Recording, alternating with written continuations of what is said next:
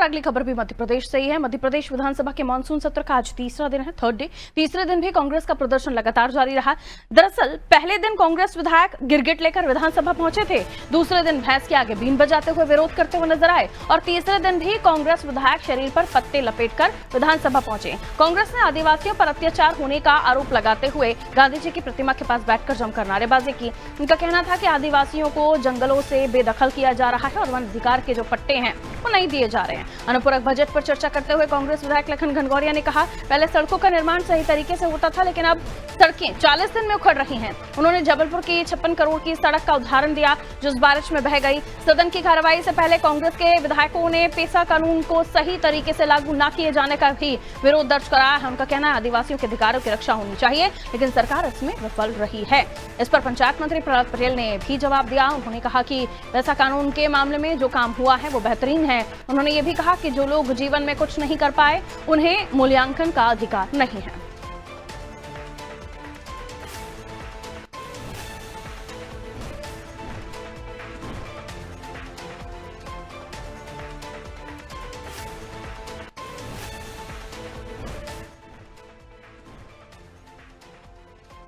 तो कांग्रेसियों का तीसरे दिन भी लगातार विरोध प्रदर्शन जारी रहा। पहले दिन गिरगिट, दूसरे दिन भैंस के सामने बीन बजाना और तीसरे दिन पत्ते लपेटकर पहुंच जाना।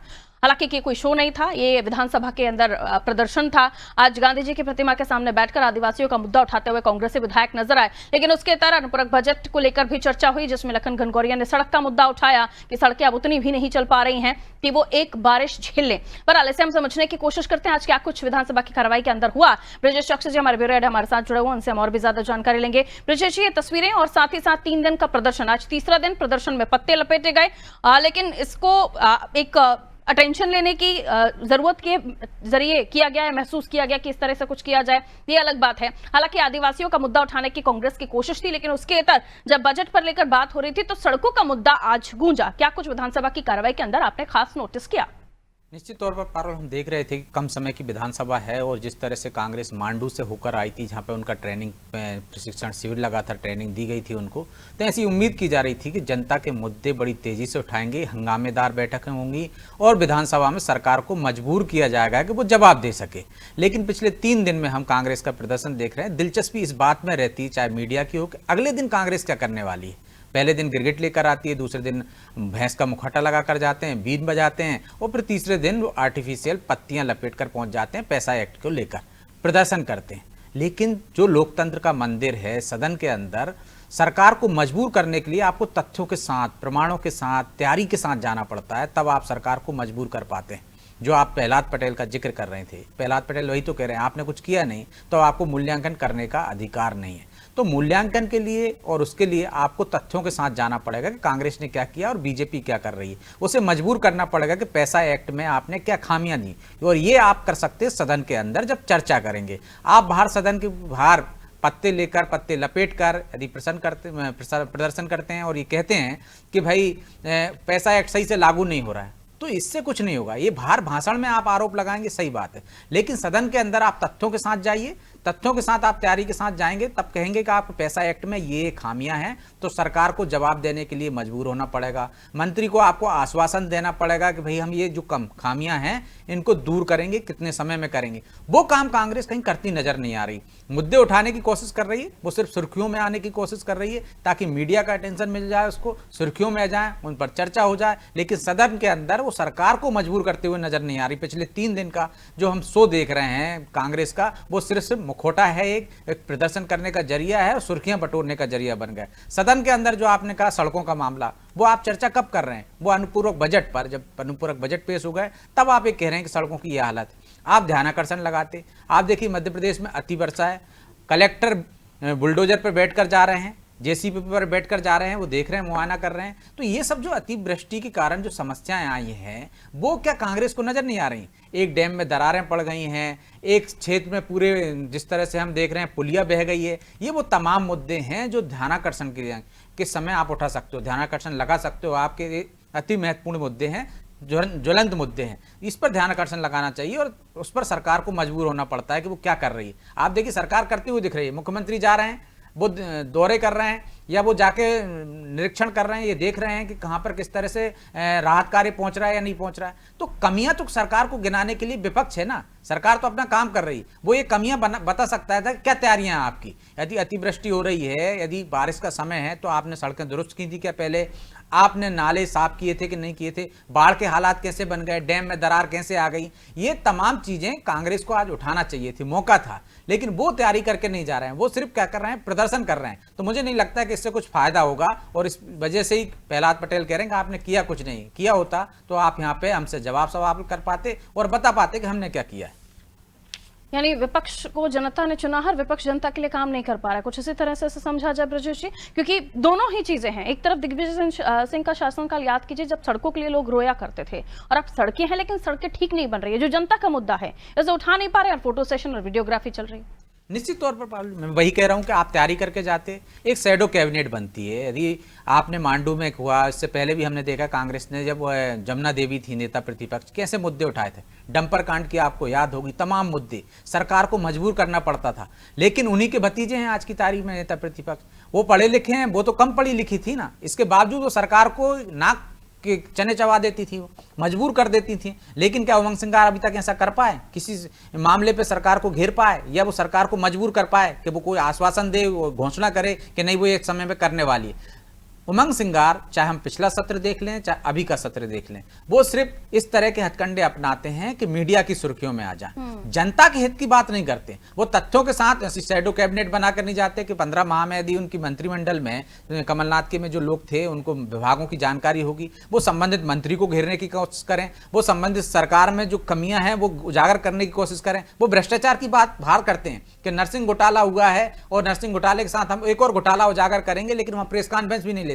ये सब तमाम चीजें यदि आप सदन के अंदर करेंगे, सदन के बाहर यदि आप कर रहे हैं तो सरकार जवाबदेह नहीं है ना, आप अपनी बात कह के चले जाएंगे। यदि सदन के अंदर आप आरोप लगाएंगे सरकार पर और उसकी कमियां उजागर करेंगे तो जवाब देना उसे मजबूरी हो जाएगा उसका, और जब जवाब देगा तो उसे यदि खामियां होंगी तो उसको अधिकारियों को सस्पेंड करना पड़ेगा, कार्रवाई करनी पड़ेगी, वो तमाम चीजें होंगी। तो कहीं ना कहीं ऐसा लगता है कि विपक्ष का जो है मिलीभगत चल रही सरकार से कि बाहर अपनी खाना पूर्ति कर दें, लोगों में शोबाजी कर दें कि देखिए हम आपके मुद्दे उठा रहे हैं, लेकिन सदन के अंदर जहां मुद्दे उठाना चाहिए वहां फालतू बात नहीं कर सकते ना, बिना तथ्यों के बात नहीं कर सकते, वहां तथ्यों के साथ आपको जाना पड़ेगा और गंभीरता से आरोप लगाना पड़ेगा और सरकार को गंभीरता से उसका जवाब देना पड़ेगा, कार्रवाई करना पड़ेगी। तो मुझे लगता है कि नूरा कुश्ती चल रही है, मिलीभगत चल रही है जो सरकार की, जो जनता के मुद्दे इस वजह से पीछे रह गए हैं। वो तमाम मुद्दे यदि पैसा एक्ट में आपको कमियां दिख रही हैं तो वो कमियां आपको बताना पड़ेंगी, सिर्फ आंदोलन से कुछ उसकी दूरी नहीं होगी, सरकार भी बच जाएगी और विपक्ष भी अपना एक तरह से कह देगा कि हमने तो मुद्दा उठाया था, सरकार नहीं करे। सड़क की लड़ाई सदन में लड़ रहे हैं और सदन की लड़ाई वो सड़क पर लड़ने की कोशिश करते हैं।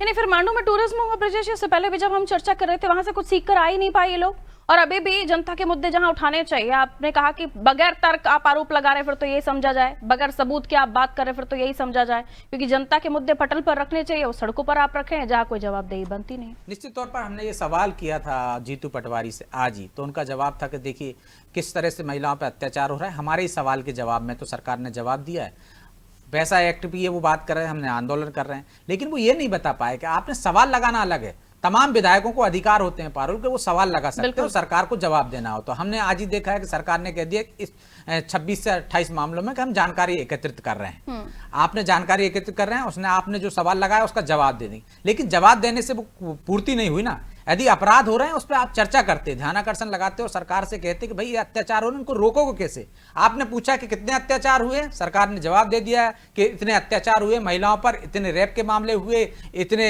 डकैती के मामले हुए, और आप कह रहे हैं कि हमने अपना काम कर लिया। आपने सरकार को मजबूर कहाँ किया कि इतनी घटनाएं बढ़ रही हैं, इतनी लड़कियां गायब हो रही हैं, तो आप उनके लिए क्या एक्शन प्लान बना रहे हैं। आपने सवाल किया सरकार से, आपको पूछना चाहिए ध्यानाकर्षण लगाने के लिए कि हमने एक सवाल लगाया था, सरकार का ही जवाब है कि इतनी लड़कियां गायब हो रही हैं, इतने लड़के गायब हो, तो ये बच्चियां जा कहां रही हैं, कोई मानव तस्कर गिरोह काम कर रहा है क्या, तो सरकार उस पर एक्शन लेती, सरकार को मजबूर होना पड़ता, वो कोई टास्क फोर्स बनाती कि ये लड़कियां कहां गई हैं, उसको अभियान चलाना पड़ता। लेकिन आपने सवाल किया और आपका जवाब आ गया, मीडिया में छप गया कि इतनी लड़कियां गायब हो रही, लेकिन सरकार ने कहां अपनी कार्रवाई आगे बढ़ाई उसमें। ये सबसे बड़ा सवाल है। तो आप सवाल कर रहे हैं वहां पे, लेकिन सवाल के साथ साथ तथ्यों के साथ आप उस पर बहस नहीं कर रहे, आप उस पर ध्यानाकर्षण नहीं लगा रहे। आपके विधायकों ने सवाल लगा दिए, मीडिया में छप गया और आप इससे संतुष्ट हैं, और वो कह रहे हैं जीतू पटवारी कि हम और उमंग सिंगार दोनों बैठकर रणनीति बनाते हैं कि कल विधानसभा में क्या मुद्दा उठाएगा। तो मुझे लगता है कि रणनीति वो यही बनाते होंगे कि आज गिरगिट लेके गए हैं, कल हम भैंस का मुखौटा ओढ़ कर जाएंगे, आज पत्तियों का, और कल मीडिया की जिज्ञासा ये होगी कि आगे कांग्रेस क्या करने वाली है, अगले दिन में वो कौन से रूप में आने वाली है। इससे ज्यादा कुछ विधानसभा में लग नहीं रहा। बिल्कुल, बहुत शुक्रिया जानकारी के लिए। तो कभी गिरगिट, कभी भैंस का रूप, बीन बजाना, और उसके बाद अब पत्ते। अब अगला क्या होगा ये तो खैर कांग्रेसियों को पता, लेकिन इंटरेस्टिंग हो जाता है जब इस तरह से कांग्रेस प्रदर्शन करती है। वो बता रहा कि जनता में कांग्रेस का इंटरेस्ट दिख नहीं रहा, क्योंकि अगर इस तरह का कुछ इनके जहन में होता तो ये सड़क पर नहीं सदन में इस तरह की बातें उठा रहे होते, और पूरे होमवर्क के साथ, पूरी बोल्ड प्रिपरेशन के साथ जो मांडू में चली थी। लेकिन उसका नतीजा क्या हुआ वो आपने देखा। कई ऐसे ओल्ड एमएलएज हैं कांग्रेस में जिन्हें गोल्ड कहा जा सकता था, लेकिन वो कोल्ड हैं क्योंकि फिलहाल उनकी तरफ से किसी तरह का कोई ध्यान आकर्षण नहीं लगाया गया है, नहीं सरकार को किसी मुद्दे पर मजबूर किया गया कि वो किसी तरह की कोई कार्रवाई करे या किसी तरह के कोई अभियान चलाए।